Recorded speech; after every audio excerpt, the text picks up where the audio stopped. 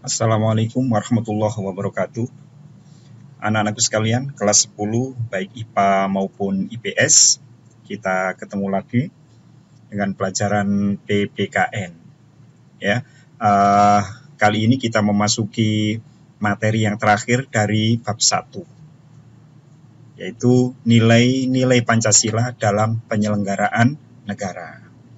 Oke, tentu kalian masih ingat pelajaran-pelajaran sebelumnya, ya.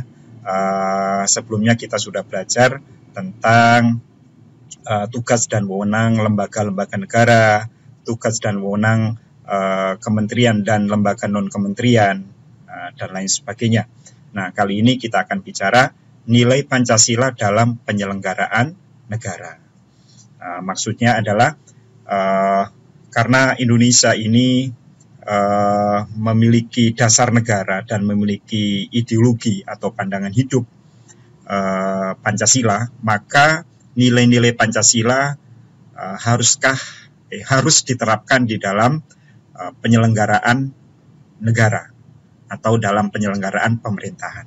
Nah, sudahkah nilai-nilai Pancasila dilaksanakan dalam penyelenggaraan pemerintahan, baik oleh warga negara maupun oleh pejabat-pejabat negara atau oleh lembaga-lembaga negara yang sudah kita pelajari sebelumnya, anak sekalian.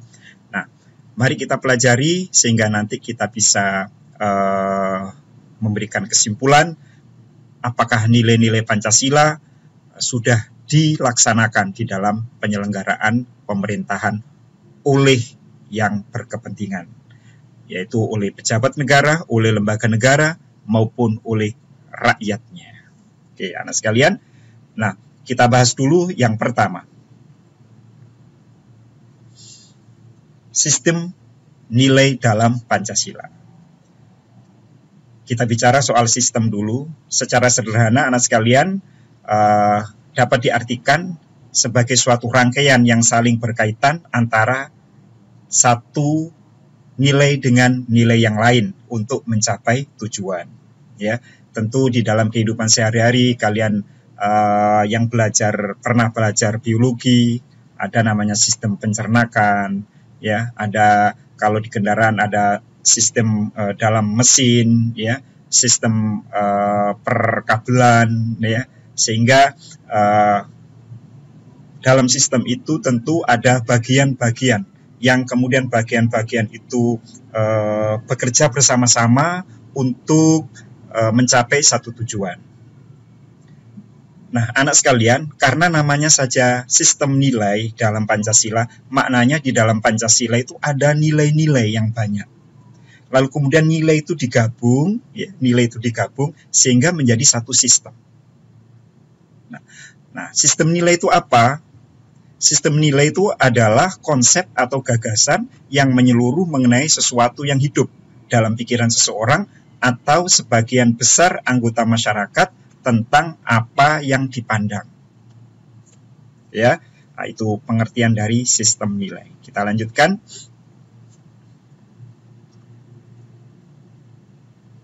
Nah, selanjutnya kita bicara soal nilai, makna nilai. Anak sekalian, nilai yang dimaksud di sini adalah bukan nilai hasil ulangan, ya, 80, 90, 100, bukan yang dimaksud, bukan itu. Jadi yang dimaksud nilai di sini adalah value, ya.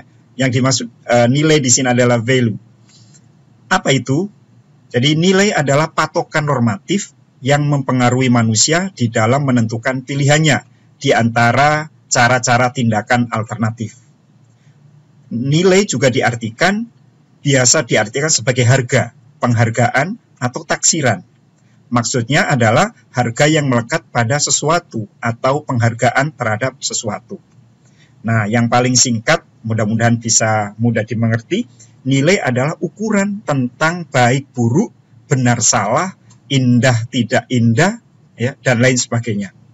Nah, yang paling bawah inilah anak sekalian, yang berwarna biru inilah pengertian yang paling pas di dalam mengartikan nilai-nilai Pancasila. Karena memang Pancasila, salah satu fungsi Pancasila adalah sebagai kepribadian bangsa Indonesia yang membedakan bangsa Indonesia dengan bangsa yang lain. Pancasila juga sebagai filter ya dari kebudayaan pemikiran asing yang akan masuk ke Indonesia. Jadi ukurannya adalah nilai Pancasila. Suatu budaya asing yang akan masuk ke Indonesia harus kita seleksi. Maka filternya atau saringannya adalah Pancasila. Baik atau buruk, benar atau salah. Baik kita terima, buruk kita tolak. Nah, begitu anak sekalian. Jadi nilai yang kita yakini, kita berikan pengertian adalah nilai adalah ukuran tentang baik buruk, benar salah, indah tidak indah, dan lain sebagainya.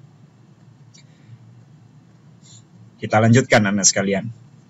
Nah, Pancasila sebagai nilai mengandung serangkaian nilai. Tentu di awal bab ini kita sudah belajar ya, ada juga ada nilai dasar, ada nilai instrumental, dan ada nilai praksis. Nah, di warna merah ini adalah nilai dasar anak sekalian. Pancasila sebagai nilai mengandung serangkaian nilai, yaitu ada nilai ketuhanan, nilai kemanusiaan, nilai persatuan, dan nilai demokrasi dan nilai keadilan. Ini adalah nilai dasar yang terkandung di dalam Pancasila. Kelima nilai tersebut merupakan satu kesatuan yang utuh, yang tidak dapat dipisahkan satu dengan yang lain. Makanya kita mengenal ada susunan Pancasila itu sistematis dan hierarkis. Apa anak sekalian?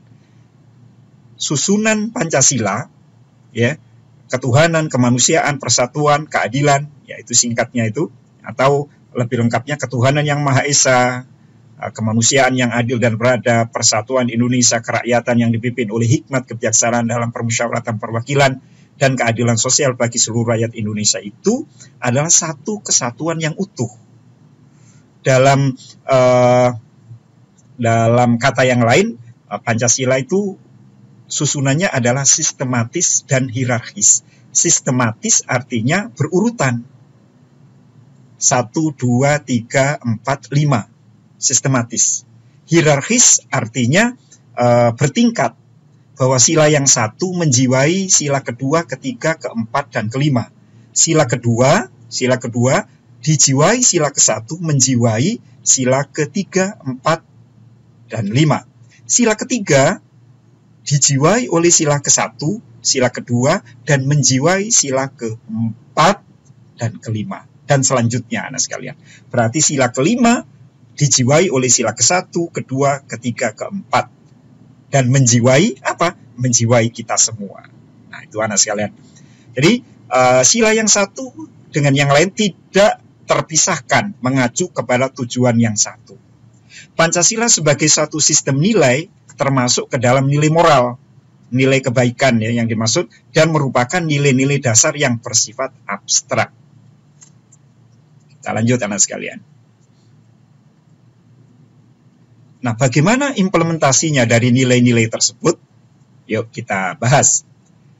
Pancasila yang termuat di dalam pembukaan UUD 45, alinea keempat, merupakan landasan bangsa Indonesia yang mengandung 3 tata nilai utama.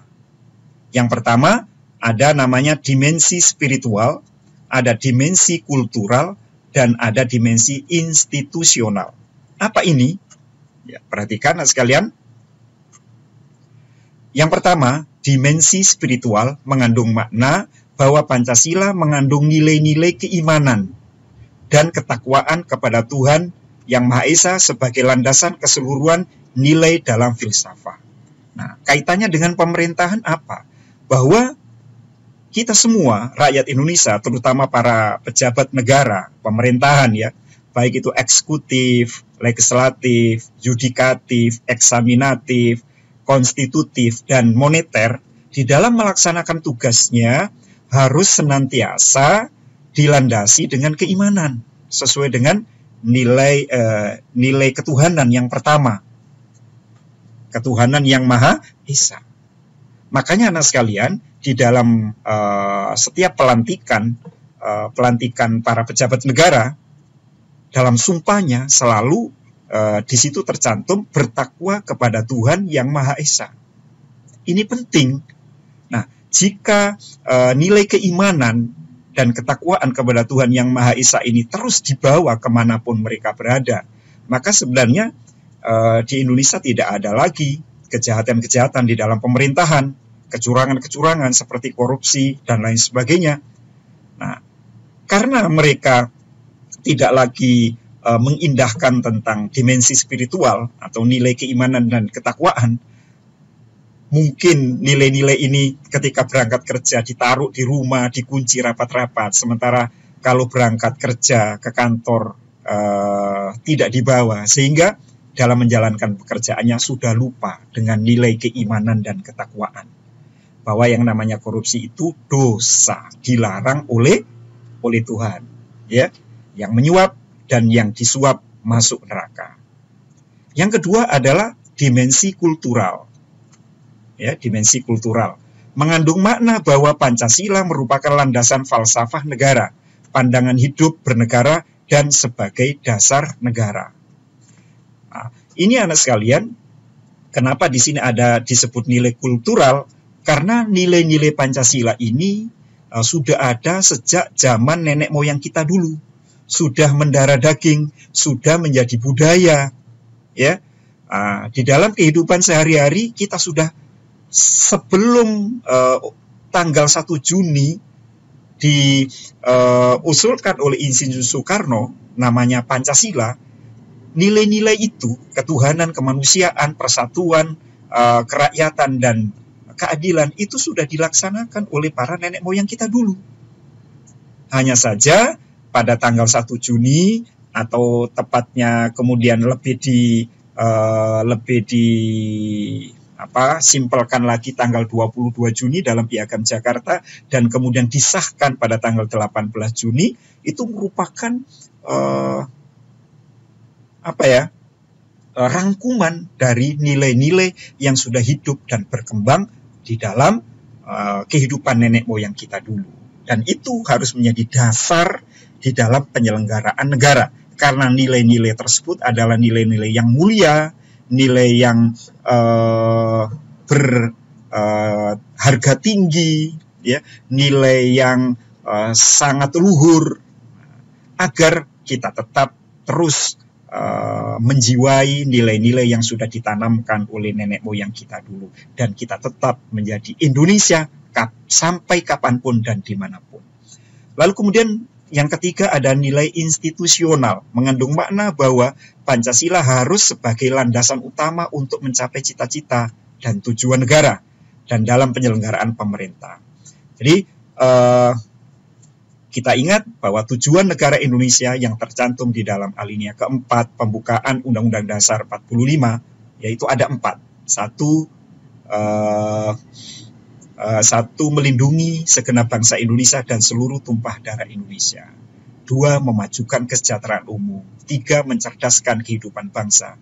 Dan 4, ikut melaksanakan ketertiban dunia. Nah, anak sekalian, dimensi institusional ini bahwa Pancasila harus digunakan untuk mencapai tujuan itu, agar tujuan itu betul-betul matching, ya, betul-betul sesuai antara yang dicapai dengan cara untuk mencapai. Kalau kita mencapainya tidak menggunakan Pancasila, mungkin bisa, tetapi tentu tidak seperti yang diinginkan.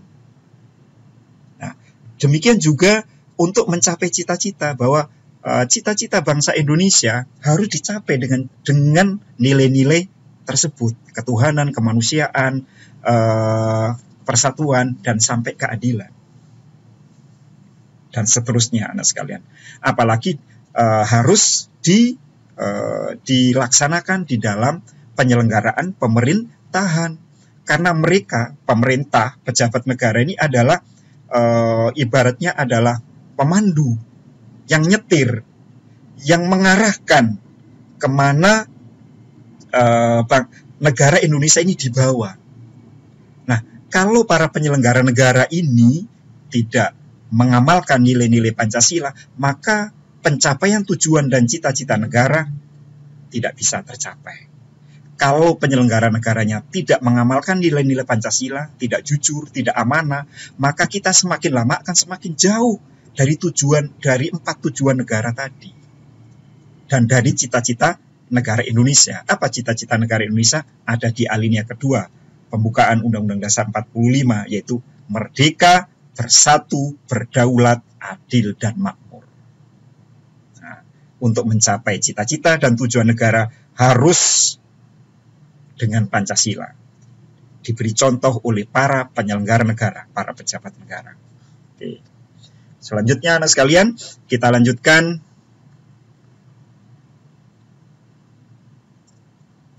nilai-nilai Pancasila di dalam setiap sila. Yang pertama adalah sila ketuhanan yang Maha Esa, ya, mengandung arti adanya pengakuan dan keyakinan bangsa Indonesia adanya Tuhan sebagai pencipta alam. Nah, ini mengandung makna, anak sekalian, bahwa semua bangsa Indonesia harus percaya pada Tuhan. Wajib hukumnya. Ya, setiap warga negara Indonesia wajib percaya pada Tuhan. Nah, setelah percaya, ya, silakan memilih mau kepercayaan, ya, mau agama. Pilihannya hanya 2. Ikut aliran kepercayaan, yang sekarang memang masih ada aliran kepercayaan, yang penting percaya pada Tuhan. Yang kedua adalah beragama. Agama yang diakui di Indonesia ada 6, ya, Hindu, Buddha, Islam, Kristen, Katolik, dan Konghucu. Itu pilihannya. Yang lain bagaimana? Boleh nggak? Boleh, tetapi tidak diakui secara resmi oleh negara. Anak sekalian, kenapa demikian? Karena bangsa Indonesia ini bangsa yang religius. Ya, maka bangsa Indonesia tidak boleh ateis, tidak percaya pada Tuhan. Sila ke-1 ketuhanan yang Maha Esa. Ingat, dan juga alinea ke-3 pembukaan Undang-Undang Dasar 45 berbunyi atas berkat rahmat Allah yang Maha Kuasa. Dan dengan didorongkan oleh keinginan yang luhur. Itu nomor 2. Nomor 1-nya bangsa Indonesia meyakini bahwa kemerdekaan bangsa Indonesia itu atas berkat rahmat Allah. Ini menunjukkan bahwa bangsa Indonesia ini adalah bangsa yang religius. Sejak zaman nenek moyang kita dulu. Bedanya, nenek moyang kita dulu belum mengenal agama. Yang dikenal ada dinamisme dan animisme. Juga adanya pengakuan akan kebebasan memeluk agama, menghormati kemerdekaan beragama, tidak ada paksaan serta tidak berlaku diskriminatif dalam antar umat beragama. Lalu yang kedua, sila kemanusiaan yang adil dan beradab, mengandung makna kesadaran, sikap dan perilaku yang sesuai dengan nilai-nilai moral dalam hidup bersama atas dasar tuntutan hati nurani dengan memperlakukan sesuatu sesuai dengan mestinya. Dalam nilai kemanusiaan ini, anak sekalian, namanya saja kemanusiaan. Memanusiakan manusia. Siapa manusia yang tidak ingin dianggap sebagai manusia? Ya, nilai kemanusiaan ini harus diterapkan di dalam kehidupan sehari-hari, bermasyarakat, berbangsa, dan bernegara, sehingga tidak ada lagi orang-orang yang tega terhadap sesamanya. Mengandung makna bahwa bangsa Indonesia itu adalah bangsa yang suka menolong, suka membantu, ramah, murah senyum, saling mengasihi, ya, kekeluargaan. Menganggap manusia adalah manusia. Semua manusia adalah sama derajatnya. Tidak ada yang lebih tinggi dari yang lain. Yang manusia itu di dalam kehidupan sehari-hari sama. Yang membedakan adalah ketakwaannya kepada Tuhan. Sedangkan kalau seseorang itu takwa kepada Tuhan, maka akan berperilaku memanusiakan manusia. Seperti halnya dirinya ingin dianggap sebagai manusia dan ingin dimanusiakan. Kita lanjutkan. Sila yang ketiga, persatuan Indonesia mengandung makna usaha ke arah bersatu dalam kebulatan rakyat untuk membina rasa nasionalisme dan negara kesatuan Republik Indonesia. Anak sekalian, Indonesia ini negara yang unik. Indonesia ini adalah negara yang unik. Tapi disinilah letak kehebatan Indonesia. Anak sekalian, kalau bangsa Arab, satu bangsa, dipisah menjadi beberapa negara. Bangsa Eropa pun sama, ya, satu bangsa dipecah menjadi puluhan negara. Tapi perhatikan Indonesia, ratusan bangsa, tapi menjadi satu negara. Makanya ini harus kita pelihara. Persatuan dan kesatuan Indonesia ini harus kita pelihara terus-menerus. Jangan sampai terpecah belah. Kita tingkatkan terus rasa nasionalisme dan patriotisme kita kepada Indonesia. Ya, jangan sampai diadu domba. Ya. Persatuan Indonesia sekaligus mengakui dan menghargai sepenuhnya terhadap keanekaragaman yang dimiliki bangsa Indonesia. Semua tahu bahwa Indonesia ini adalah negara yang beragam, berbineka, tapi tunggal ika. Suku bangsanya saja anak sekalian, kalau menurut sensus penduduk tahun 2010 itu ada di pelajaran PPKN kelas 8, ya, bahwa jumlah suku bangsa di Indonesia adalah 1128. Wow, sangat banyak. Belum lagi beda agamanya, beda adatnya, beda bahasanya, beda karakternya. Nah, ini harus kita pelihara. Kalau bangsa-bangsa yang lain, satu bangsa dipecah menjadi beberapa negara dan bercerai-berai, saling bermusuhan, maka Indonesia yang beratus-ratus bangsa, bahkan beribu, 1000 lebih bangsa, hidup dalam satu negara harus kita pertahankan.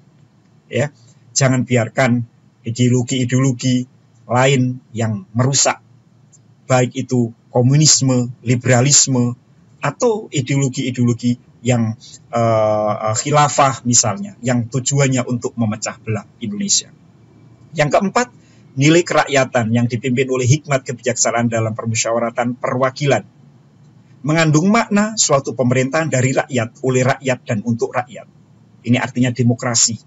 Kalimat ini dicetuskan oleh mantan presiden Amerika yang ke-16 kalau nggak salah ya, Abraham Lincoln. Pemerintahan dari rakyat, oleh rakyat, dan untuk rakyat. Dengan cara musyawarah mufakat melalui lembaga-lembaga perwakilan.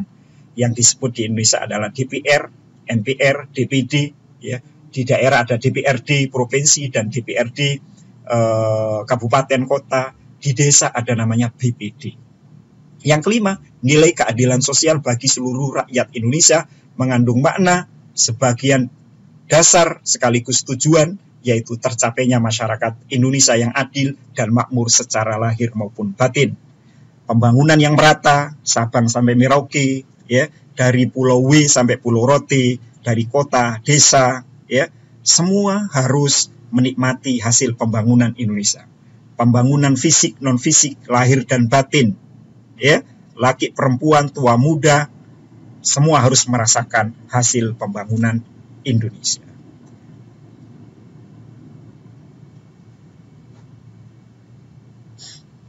Oke anak sekalian, itu saja perjumpaan kita pada materi ini. Mudah-mudahan kalian paham. Jika tidak paham, kalian bisa bertanya atau kalian bisa mengulang kembali materi ini.